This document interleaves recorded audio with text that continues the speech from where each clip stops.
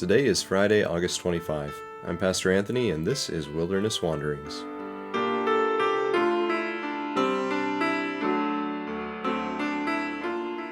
Today our text comes from Acts chapter 9. In Joppa, there was a disciple named Tabitha. In Greek, her name is Dorcas. She was always doing good and helping the poor. About that time, she became sick and died, and her body was washed and placed in an upstairs room. When the disciples heard that Peter was in Lydda, they sent 2 men to him and urged him, "Please come at once." Peter went with them, and when he arrived, he was taken upstairs to the room. All the widows stood around him, crying and showing him the robes and other clothing that Dorcas had made while she was still with them. Peter sent them all out of the room. Then he got down on his knees and prayed. Turning toward the dead woman, he said, "Tabitha, get up."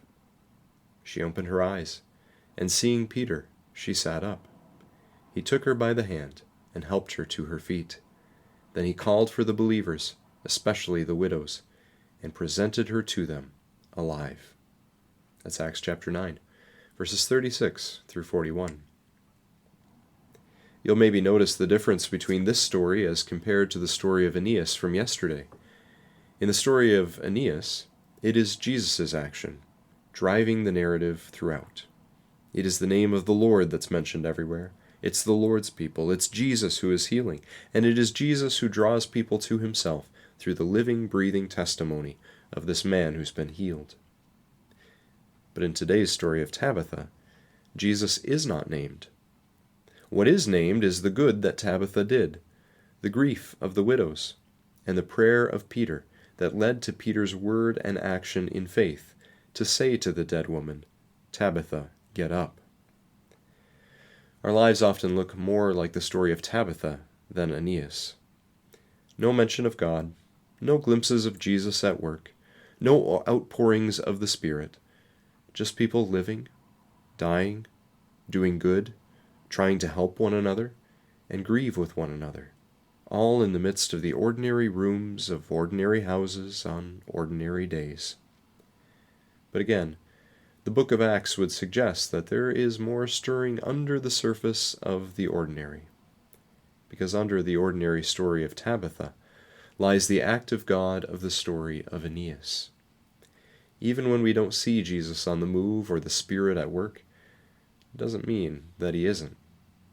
The story of Tabitha invites us to read between the lines and examine the invisible, helping us cultivate the eyes to see the main character of all our stories, even when he isn't mentioned by name.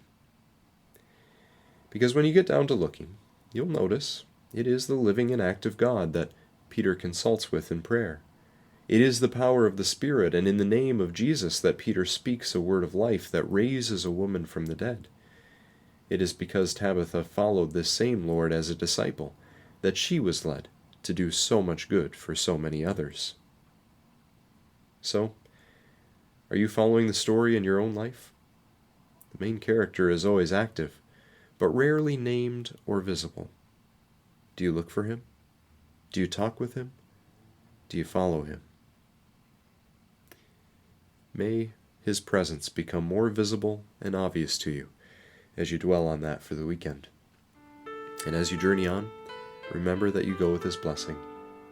May the peace of the Lord Christ go with you wherever he may send you.